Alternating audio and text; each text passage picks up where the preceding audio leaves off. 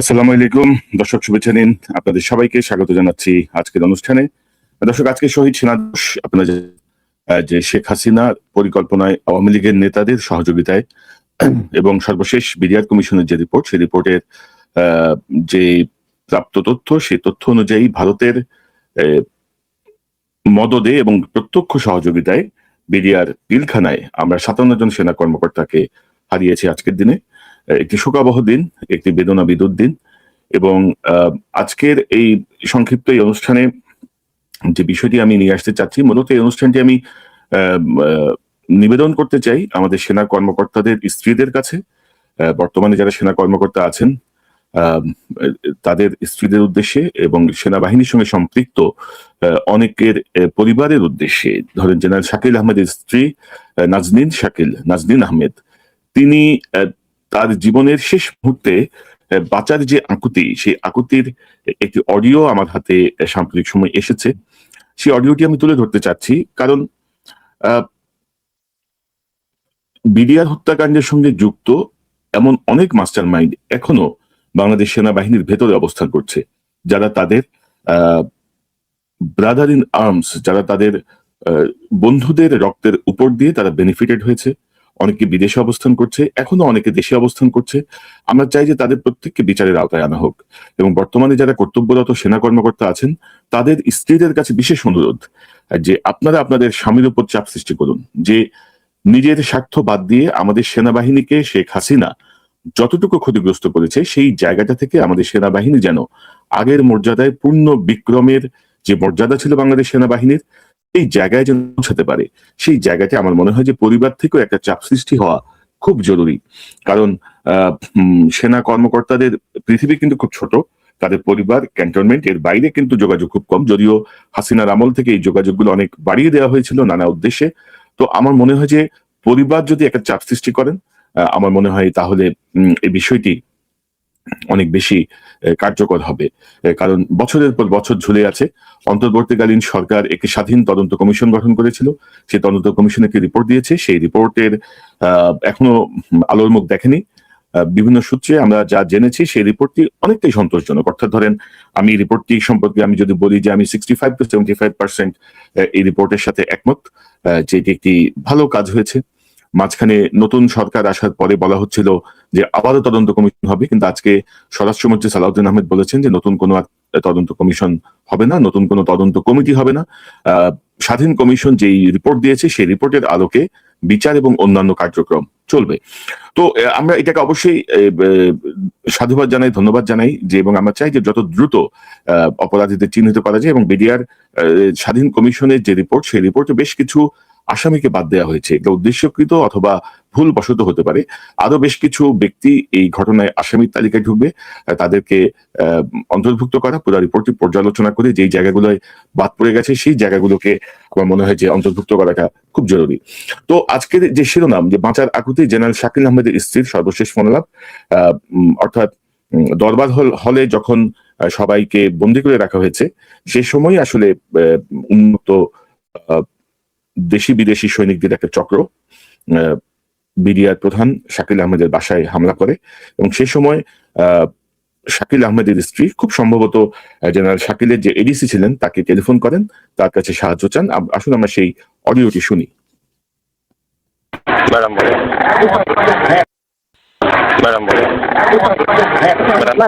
আমাকে মেরে ফেলবে।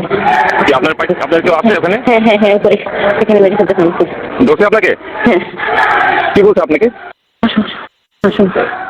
ম্যাডাম, আপনার ওখানে কেউ আছে? হ্যাঁ হ্যাঁ হ্যাঁ। কারা? হ্যাঁ, মাথার উপরে আপনি একা ওখানে?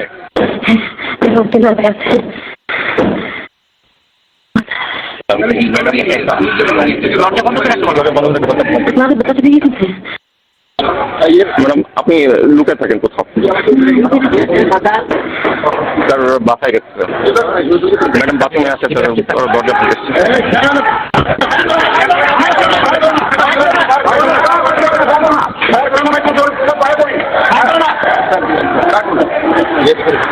দরজা আবার রুমে এসে করছে ওরা।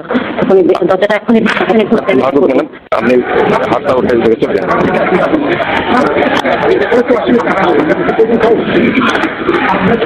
চলে যান ম্যাডাম আপনার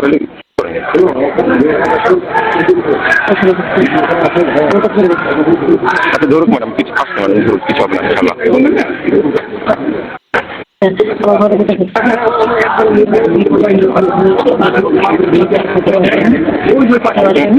মানে আমরা এখানে দরজা বন্ধ হয়ে আছি, আমাদের কেউ নাই,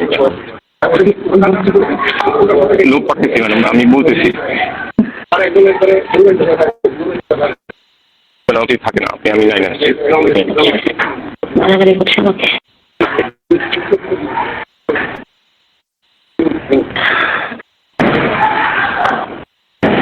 আপনার থাকেন না কিছু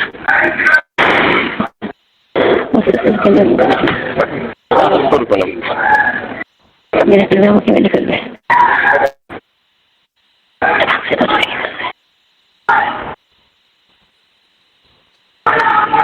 বড় বড় কথা দিয়ে এটা ভাঙতেছে। আমি দেখছি আর্মিকে আমি কি বলছি না, আমি আসতেছি লাইনে আমার বাসায় আসতে বলে। এবং দর্শক এই পর্যায়ে সংযোগটি বিচ্ছিন্ন হয়ে যায় এবং দেখেন একজন জেনারেলের ওয়াইফ কত অসহায় আকুতি, মানে বড় বড় পাথর দিয়ে দরজা ভেঙে ফেলছে, তারা ঢুকবে। তিনি বলছেন যে সেনাবাহিনী কোথায়, খুব সম্ভবত এডিসি মাঝহার, তিনিও হয়তো শহীদ, আমি যতটুকু জানি তিনিও শহীদ হয়েছেন। তো শাকিল আহমেদের স্ত্রী নাজদিন আহমেদ বারবার আকুতি করছেন সেনাবাহিনীকে আসলে আমার এই বাসায় যেন পাঠিয়ে দেওয়া হয়। এবং মানে যে অফিসারের কাছে তিনি সহযোগিতা চাচ্ছেন শাকিল আহমেদের এডিসি, তিনি বলছেন যে তারা দরবার হলের ভেতরে আটকা। মানে তারপরও তিনি আশ্বস্ত করার চেষ্টা করছেন, সাহস দেওয়ার চেষ্টা করছিলেন শাকিল আহমেদের স্ত্রীকে। এবং এদিকে আপনি যদি দেখেন, আমি গত জুলাইতে আরেকটি অডিও আমার এই চ্যানেল থেকে দিয়েছিলাম, যেখানে শাকিল আহমেদরা যখন আক্রান্ত হন বিডিআরের দরবার হলে, তখন শাকিল আহমেদ যোগাযোগ করেন শেখ হাসিনার সাথে। পরবর্তীতে শেখ হাসিনার অফিস থেকে তার সঙ্গে টেলিফোনে যোগাযোগ করা হয়। সেই অডিওটা আপনাদেরকে একটু শোনাই যে হাসিনা কত ধূর্ত এবং কত মিথ্যাবাদী ভূমিকায় ছিল, কতটা ঠান্ডা মাথায় আমাদের এই সেরা অফিসারদেরকে হত্যা করার যে পরিকল্পনা, সেই পরিকল্পনায় হাসিনা যোগ দিয়েছিল। এই অডিওটি শুনলে আপনারা আরেকটু স্পষ্ট হবেন, যদিও এটি গত 7 জুলাই সম্ভবত আমার চ্যানেল থেকে আমি দিয়েছিলাম। আবার একটু আপনাদেরকে শোনাতে চাই। স্যার মাননীয় প্রধানমন্ত্রী কথা বলবেন দাও। হ্যালো হ্যালো, হ্যাঁ কি অবস্থা? মাননীয় প্রধানমন্ত্রী, আসসালামু আলাইকুম। এখানে বিডিআরে বিদ্রোহ হয়েছে এবং আমার মনে হয় পরিকল্পিতভাবে এই সরকারকে হেয় করার জন্য করা হয়েছে এবং দাবি কিছুই নাই, শুধু যে আর্মি অফিসার চাই না বিডিআরে, এইটুকুই দাবি। হ্যালো, না তোমরা এমনি আছো কেমন? সব ঠিক আছে? আমি আছি দরবার হলে, আমার অফিসারদের সহ আমাদেরকে ঘেরাও করে গুলি করছে ওরা, আমাদের অস্ত্র নাই, এই জন্য আমরা জবাব দিতে পারছি না। তো আমরা আছি দৃঢ় অবস্থায়, আমরা কথা বলার চেষ্টা করছি, আমরা বলার চেষ্টা করছি যে দাবি মানা হবে, তোমরা ফায়ারিং বন্ধ করো। তবে অনেক অস্ত্র হাতে নিয়েছে, অনেক গুলি চালাচ্ছে এবং যদি আপনি মানে সেনাবাহিনী র্যাবকে অলরেডি র্যাব মুভ করছে, সেনাবাহিনীও মুভ করবে। আমরা এই মেসেজ ওখানে পৌঁছে যাওয়ার কথা যে র্যাব এবং সেনাবাহিনী, র্যাব চলে যাবে ওই সেরকম ওই দিক থেকে, 2-3 সাইড থেকেই লোক চলে যাবে, 3 গেট থেকেই লোক যাবে, আর্মিও যাবে, র্যাবও যাবে। এটা যাবে। তোমরা একটা কাজ করাতে পারো যে কোনো রকম ছবিগুলি যারা পড়াতে তাদের ছবিগুলি তোলা। আমরা এটা নিচ্ছি আপা, আমরা ভীতু না, তবে আমরা যেহেতু অস্ত্র নাই এবং ঘিরে ফেলেছে, এই জন্য আমরা এই অবস্থায় আছি। আপনি যত দ্রুত পাঠাবেন তত তাড়াতাড়ি পরিস্থিতি আমরা সামাল দিতে পারবো। কিন্তু আমার মনে হয় আবার মানে অন্যরকম ক্রস ফাইন না হয় সেটাও দেখতে হবে। না অবশ্যই এটা হবে না, আমরা এটা নিশ্চিত করব এবং আমরা বলছি যে দাবি সব মানা হবে, তোমরা ফায়ারিং বন্ধ করো। শুধু কারা করতেছে তাদের দিকে ছবিটা নিয়ে রাখা দরকার। জি আপা, ও আসছিল গুলি করতে আমাকে, ও হয়তো সেই মুহূর্তে করতে পারে নাই, আমার একদম গায়ের মধ্যে কাটা দিয়েছিল এসএমজি। Any casualty? নো, এখন পর্যন্ত আমাদের জানা মতে ক্যাজুয়ালিটি হয়নি আপা, বাট হতে পারে, কারণ যে পরিমাণ গুলি চালানো হচ্ছে তাতে মনে হচ্ছে যে ক্যাজুয়ালিটি হতে পারে। আমি দেখে হেলিকপ্টার পাঠানোর চেষ্টা করছি। সাহস হারাচ্ছি না, আপনি করবেন। জি, ট্রুপ যাচ্ছে এবং হেলিকপ্টার পাঠাচ্ছি। ধন্যবাদ, ধন্যবাদ। দর্শক, হাসিনার এই যে ধূর্ত যে কথোপকথন, আপনি যদি দেখেন যে র্যাব মুভ করেছে, র্যাব কিন্তু র্যাবকে কাজ করতে দেওয়া হয়নি, র্যাবকে কোনো নির্দেশ দেওয়া হয়নি, র্যাব গেটেই ছিল কিন্তু তাদেরকে ঢুকতে দেওয়া হয়নি। সে বলেছে সেনাবাহিনী মুভ করছে, সেনাবাহিনীকে মুভ করার নির্দেশই দেওয়া হয়নি। যারা মুভ করতে চেয়েছিল তারা চেষ্টা করার পরেও তাদেরকে নিবৃত্ত করা হয়েছে এবং পরবর্তীতে তাদেরকে পানিশমেন্ট দেওয়া হয়েছে। যারা এই উদ্যোগী হয়ে চেষ্টা করেছে, প্রতিবাদ করেছে প্রত্যেকটা মানুষকে, এবং 3 গেট দিয়ে যাচ্ছে। এবং এর মধ্যেও দেখেন হাসিনার যে কৌশল, সে জানতে চাচ্ছে যেন ক্রস ফায়ারিং না হয়, অর্থাৎ হাসিনার যেই পরিকল্পনায় যারা এই ঘটনা ঘটাচ্ছে তারা কেউ যেন হত্যাকাণ্ডের শিকার না হয় আমাদের বিডিআর এর তৎকালীন অফিসার এবং অফিসারদের হাতে, সেটি আবার সে ইনশিওর করার নির্দেশনা দিচ্ছে। এরকম গোলাগুলির মধ্যে সে নির্দেশ দিচ্ছে ছবি তুলে রাখো, মানে ফাইজলামির আর শেষ নাই আর কি। এবং বাট শাকিল আহমেদ মানে ওরকম মৃত্যুর মুখোমুখি দাঁড়িয়েও এরকম একটা পরিস্থিতিতেও আমি বলবো যে তিনি অত্যন্ত ঠান্ডা মাথায় সাহসিকতার সঙ্গে এবং একজন বাহিনী প্রধান হিসেবে সরকার প্রধানের প্রতি তার যেভাবে কথা বলার কথা তিনি সেভাবেই কথা বলেছেন, এটা অবশ্যই প্রশংসাযোগ্য। তো খুবই ঠান্ডা মাথায় এই ঘটনাটি ঘটানো হয়েছে। এবং দেখেন 2009-এর পর থেকে আজকে 2026 এখন পর্যন্ত এর কোনো সুরাহা হয়নি। তারপরে ভালো যে অন্তর্বর্তীকালীন সরকারের আমলে এসে অনেক ফুল স্টপ, অনেক no if but full stop বাদ দিয়েও একটি তদন্ত কমিটির একটি রিপোর্ট দিয়েছে। সেই রিপোর্ট আমরা চাই আলোর মুখ দেখুক এবং সে ব্যাপারে কার্যকর পদক্ষেপ নেওয়া হোক অত্যন্ত দ্রুত গতিতে। পাশাপাশি বিডিআর এর এই বিচারের নামে হাসিনা নিরীহ, এর মধ্যে অপরাধীও থাকতে পারে, বাট এর মধ্যে অধিকাংশই নিরীহ মানুষ গত বছরের পর বছর জেল খাটছেন, বছরের পর বছর জেলে আটকা আছেন।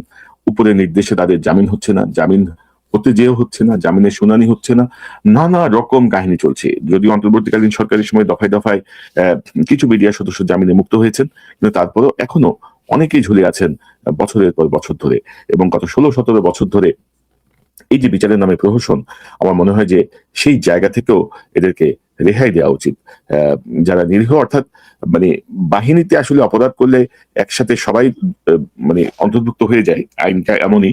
কিন্তু তারপরে আমার মনে হয় যে এখন পর্যন্ত ধরেন বিডিআর কমিশনের যে রিপোর্ট, সেই রিপোর্ট অনুযায়ী যে আভাস আমরা পেয়েছি, তাতে আমার মনে হয় যে নিরীহ বিডিআর সদস্য যারা ছিলেন তাদের ব্যাপারে আরেকটু সহজ ভূমিকা আমাদের নেওয়া উচিত, কারণ তারা এ পর্যন্ত অনেক বেশি নির্যাতিত হয়েছেন, অনেক বেশি বিপদগ্রস্তই আমি বলবো। তো এই হচ্ছে অবস্থা। আজকে বিডিআর এর যেই কি বলবো সেনা কর্মকর্তাদের যেই কবর, সেখানে রাষ্ট্রের অনেক গণ্যমান্য ব্যক্তিরা গেছেন। প্রথমবারের মতো মাননীয় প্রধানমন্ত্রী তারেক রহমান গেছেন। আমি এখন পর্যন্ত যা কথাবার্তা যা দেখছি তাতে আমি আশাবাদী। এবং আমাকে অনেকে বলছেন যে সরকারের বিষয়ে আমি একটু চুপ থাকছি কেন বা দেখছি না কেন অনেক কিছুই। আমার মনে হয় যে একটি সরকার দায়িত্ব নেওয়ার পরে আপনাকে একটা মিনিমাম একটা স্পেস তো দিতে হবে। একটা নতুন বিয়ে করলে একটা হানিমুন পিরিয়ড বলে একটা ব্যাপার থাকে, নতুন সরকার দায়িত্ব নেওয়ার পরে একটা হানিমুন পিরিয়ড বলে একটা ব্যাপার থাকে। সেই জায়গাটা অল্প কিছুদিন আমরা একটু দেখতে চাচ্ছি প্রধানমন্ত্রী যা বলছেন তার অনুসারীরা সেটি পালন করছেন কিনা। এবং এখন পর্যন্ত আমরা যেটা দেখছি, প্রধানমন্ত্রী যে মানসিকতা পোষণ করে কাজ করছেন, তার অনুসারীদের অনেকেই তার অনেক বিপরীত ভূমিকা অবস্থান করছেন। তারা সেই হাসিনা আমলের মতো ভাবছেন যে ধমক দিয়ে কথা বললেই বোধহয় তাদের ক্ষমতা প্রকাশ পাবে। কিন্তু জুলাই আমাদেরকে দেখিয়ে দিয়ে গেছে যে চোখ গরম করে গলা ঝাঁকায় ক্ষমতা দেখায়, লাঠির বাড়ি দিয়ে কোনো ধরনের সাফল্য অর্জন করা যায় না, লেজ তুলে ফাইনালি দেশ থেকে পালাতে হয়। তো আমার মনে হয় যে একটা বড় শিক্ষা। এবং পুলিশের মধ্যে কিছু উগ্রতা আমরা দেখছি। মাদক ধরার জন্য সরোয়ার্দী উদ্যান ঘিরে ফেলে ধাওয়া পাল্টা ধাওয়া দিয়ে টেলিভিশন ক্যামেরা নিয়ে যে মহড়া দিয়ে মাদক নির্মূল করা যাবে না। মাদকের যে উৎস, সেই উৎস আপনারা নিয়ন্ত্রণ করেন। মাদকের যারা মূল হোতা, মূল যারা কারবারি, তাদেরকে স্যালিউট দিবেন। আর সরোয়ার্দী উদ্যানে যে রাস্তাঘাটে যে মানুষকে হয়রানি করবেন, মাস্তানি করবেন পুলিশের ইউনিফর্ম পরে, এটা তো আমার মনে হয় যে এটা বোধহয় বুমেরাং হবে আর কি, এবং বর্তমান সরকারের জন্য ক্ষতিকর হবে যা দেখছি। এবং আমরা পুলিশ বাহিনীতে আরেকটা মনিরুল, আরেকটা হারুন, আরেকটা বেনজিরের সৃষ্টি হতে দেব না ইনশাল্লাহ, এবং হতে দেওয়া হবে না। এটা পুলিশ বাহিনীকে পুলিশ বাহিনীর মতো করে, জনগণের বন্ধুর মতো করে কাজ করতে হবে। কারণ ধমক দিয়ে, লাঠির বাড়ি দিয়ে যে কাজ হয় না, সেই কাজ অনেক বিনয়ের সাথে অনেক ভালোভাবে সেই কাজ হয়। অন্তত তারেক রহমান সাহেব 18 বছর 17 বছর যে তিনি লন্ডনে ছিলেন, আমার মনে হয় যে তার এই পর্যবেক্ষণ বা তার এই অভিজ্ঞতা অনেক বেশি। তার একটি বাস্তবায়ন আমরা দেখতে চাই। সরকারকে আমরা একটু স্পেস দিতে চাই, একটু দেখতে চাই যে প্রধানমন্ত্রী যা ভাবছেন, তিনি যা বলছেন, তিনি যা করছেন, তার অনুসারী যারা আছেন, অনুসারী বলতে ধরেন আমাদের এখানে মন্ত্রী যারা আছেন, প্রতিমন্ত্রী যারা আছেন, উপদেষ্টা যারা আছেন, তারা আসলে কতটুকু কি করছেন, সেই জায়গাতে আমরা আমাদের দৃষ্টি একেবারে নিবদ্ধ আছে। আমি তো বলবো যে আমি সর্বোচ্চ সতর্কতার সঙ্গে লক্ষ্য রাখছি। তথ্যগুলো রাখছি, বিশ্লেষণ করার চেষ্টা করছি, বোঝার চেষ্টা করছি, নিশ্চয়ই সেগুলো আপনাদের সামনে অতীতের মতোই সামনে নিয়ে আসার চেষ্টা হবে, কারণ সবার আগে বাংলাদেশ, এটি আজকে বিএনপি স্লোগান, কিন্তু এই স্লোগান অনেক আগে থেকেই আমি অনেক আগে থেকেই এই স্লোগান নিয়েই কাজ করছি যে আমি বাংলাদেশের পক্ষে, বাংলাদেশের জন্যই কাজ করি।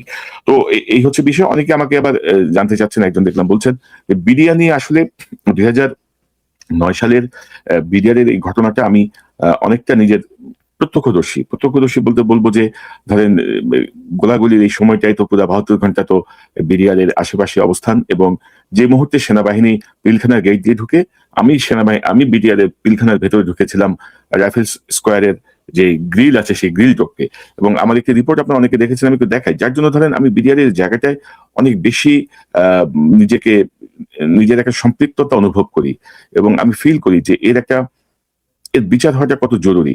আমি যদি আপনাকে একটু দেখাই, জাস্ট একটু রিকল করে দেওয়ার জন্য, আমি এই বিষয়গুলো কখনো দেখাতে চাই না, তারপরে জাস্ট একটু রিকল করাই দেওয়ার জন্য আপনাদেরকে আমি একটু দেখাতে চাই যে কি কারণে আমি বিডিআর নিয়ে কাজ করছি। এখন অনেক ধরেন নতুন নতুন যুগী সৃষ্টি হয়েছে, অনেক কথা বলছে, যে বিডিআর নিয়ে এ পর্যন্ত আমি যা কাজ করেছি, চেষ্টা করেছি সর্বোচ্চ তথ্যগুলো সামনে আসার জন্য, এবং বিডিআর কমিশনকে আমি আমার মতো করে সর্বোচ্চ সহযোগিতা করার চেষ্টা করেছি আমার জায়গা থেকে, যেন এই ঘটনাটার প্রকৃত রহস্য উন্মোচিত হয়, প্রকৃত বিষয় বের হয়ে আসে।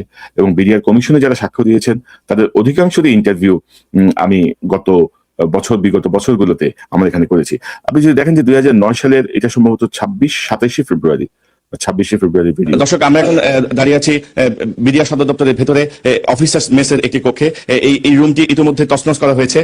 আপনারা দেখতে পাচ্ছেন যে ছড়িয়ে ছিটিয়ে আছে কাপড় চোপড়, আলমারি খোলা, সবকিছু ছিন্ন ভিন্ন ছড়িয়ে ছিটিয়ে আছে, এবং আমরা এখানে একটি ইউনিফর্ম দেখতে পাচ্ছি। ইউনিফর্মের নাম লেখা আছে রিয়াজ, এবং এখানে যে র্যাঙ্কটি রয়েছে তাতে মনে হচ্ছে তিনি মেজর পদমর্যাদার কোনো কর্মকর্তা, যিনি এখানে কর্মরত ছিলেন। তো আসলে এই রিয়াজ সাহেবের কি পরিণতি হয়েছে আমরা এখনো জানি না। আমরা হয়তো আরো বিস্তারিত তল্লাশি পরে হয়তো আমরা জানতে পারবো যে আসলে কি ঘটেছে এই রিয়াজ সাহেবের ভাগ্যে। দর্শক, এখানেও আরেকটি কর্মকর্তার কক্ষ, এখানেও আসলে সবকিছু ভেঙে চুরে তছনছ করা হয়েছে। এখানে ব্যাপক লুটপাট চলেছে, আমরা দেখে বুঝতে পারছি। কারণ আপনারা দেখছেন যে এখানে বেশ কিছু জুয়েলারি বক্স আছে, কিন্তু জুয়েলারি বক্স খালি। এরকম অসংখ্য জুয়েলারি বক্স এখানে পড়ে আছে। যেমন এখানে একটি জুয়েলারি আমরা পাচ্ছি, কিন্তু বাকিগুলো সব নিয়ে যাওয়া হয়েছে। তবে যেগুলো ঠিক গোল্ড নয় সেই জিনিসগুলো কিন্তু এখানে ফেলে যাওয়া হয়েছে। অর্থাৎ শুধুমাত্র তাদের দাবি দেওয়া, বিডিআর জওয়ানরা যা বলছিল তাদের দাবি দেওয়া, শুধু তা নয়, এখানে আমরা দেখছি যে ইচ্ছা মতো লুটপাট হয়েছে, তছনছ করে দেওয়া হয়েছে। যেমন এখানে খাটের তোষকগুলিকে দেখা হয়েছে যে আসলে আর কিছু আছে কিনা, ভেঙে ফেলা হয়েছে এখানকার ওয়ার্ডরোব এবং অন্যান্য জিনিসপত্র। এবং এখানে আমরা দেখছি, আমরা অবশ্য ওনার নাম জানি না, যে ছবি আমরা দেখছি তাতে মনে হচ্ছে যে খুব সদ্য বিবাহিত ছিলেন এই অফিসার। আসলে এখনো জানি না তার কি পরিণতি হয়েছে। তো দর্শক, এরকম ভাবে ধরেন প্রথম যে ফার্স্ট হ্যান্ড যে অভিজ্ঞতা আমার, গণকবর, নিজের চোখে দেখা সারি সারি সেনা কর্মকর্তার লাশ চোখের সামনে দেখা, সেই বিষয়গুলো আমাকে অনেক বেশি সম্পৃক্ত করেছে এই হত্যাকাণ্ডের বিষয়টি নিয়ে কাজ করার জন্য, চাপ সৃষ্টি করার জন্য, ক্রমাগত হ্যামারিং করে যাওয়ার জন্য। এবং আমি মনে করি যে অন্তর্বর্তীকালীন সরকারের পরে বর্তমান যে গণতান্ত্রিক সরকার বাংলাদেশের দায়িত্ব নিয়েছেন, তারা এই বিষয়টিকে সামনে এগিয়ে নিয়ে যাবেন, এবং খুব সহসাই আমি আশা করছি মার্চের প্রথম সপ্তাহের মধ্যে একটি বই আপনাদের সামনে নিয়ে আসার। সেটির নাম হচ্ছে একটি রাষ্ট্রীয় হত্যাযজ্ঞ, যেদিন ইউনিফর্ম কেঁদেছিল। এই বইটির কাজ চলছে, আশা করছি মার্চের ফার্স্ট উইক নাগাদ বাংলাদেশে প্রকাশিত করতে পারবো কিনা জানি না, অন্তত অনলাইনে এই বিডিআর নিয়ে আমার যত কাজ এবং বেশ কিছু গুরুত্বপূর্ণ ডকুমেন্ট আপনারা পাবেন। আশা করি এই চ্যানেলের মাধ্যমে আপনারা সেই ঘোষণাটি পাবেন। নিশ্চয়ই এটিকে দলিল হিসেবে আপনারা আপনাদের সংগ্রহে রাখতে পারবেন, ভবিষ্যতে যারা গবেষণা করবেন তাদের জন্য হয়তো কাজে লাগবে। তো আমি অনুষ্ঠান আর বড় করবো না, লম্বা করতে চাই না, অনুষ্ঠান এখানে শেষ করব। প্রার্থনা একটাই আজকের এই দিনে, যে বিডিআর এর যে 57 জন সেনা কর্মকর্তাকে হত্যা করা হয়েছে, আমাদের সেনাবাহিনীকে যেভাবে দুর্বল করা হয়েছে ভারতের পরিকল্পনায়, হাসিনার প্রত্যক্ষ সহযোগিতায়, আওয়ামী লীগের নেতাদের সহযোগিতায়, সেই জায়গাটির বিচার হবে। বাংলাদেশ সেনাবাহিনী তার আগের শক্তিশালী মর্যাদায় ফিরে যাবে। এখনো যারা বিডিআর হত্যাকাণ্ডের সঙ্গে প্রত্যক্ষ পরোক্ষভাবে যুক্ত, যারা এখনো সেনাবাহিনীতে আছেন, তাদের ব্যাপারেও কঠোর পদক্ষেপ নিতে হবে।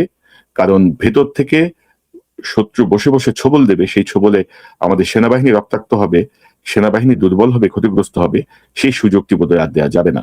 এবং সেনা কর্মকর্তাদের যারা স্ত্রী আছেন আমি তাদেরও মনোযোগ আকর্ষণ করছি। আজকে জেনারেল শাকিল আহমেদের স্ত্রীর যে আকুতি, আমি আশা করি সেটি আপনাদেরকে স্পর্শ করবে এবং আপনারাও পারিবারিকভাবে চাপ প্রয়োগ করবেন।